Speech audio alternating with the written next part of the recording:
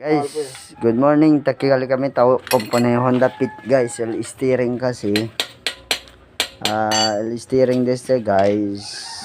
Yakema el motor pateste o torque sensor. So ara yan order el dueño, yan order sila from Malaysia. Kwan nile guys, so bale kwan galile.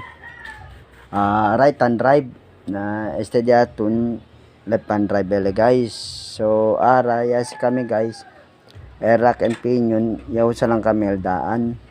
Después el mga pyesa kambya lang kami.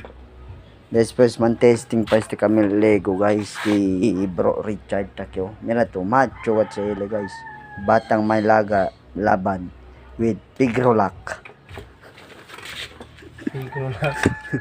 Dong kung kente kere man shoutout tong Shoutout up there Angeles Tabes.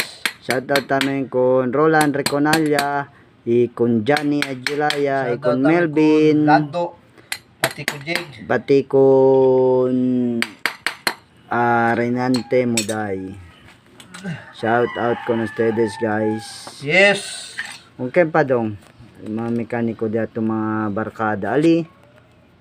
Mga barkada ng mekaniko. Shoutout. Si kung kailan kami na po ay pwede mambanggit kinombre. Pati con ustedes siya también. Okay guys, so yung convert si Bro Richard este right hand drive from left hand.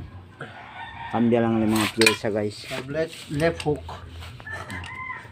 Kambya lang mga pyesa. Para kanya ng mga Honda Fit ali, kanya problema el steering, yama lang Just kanamon. call us. Dial 0906 7728 and 54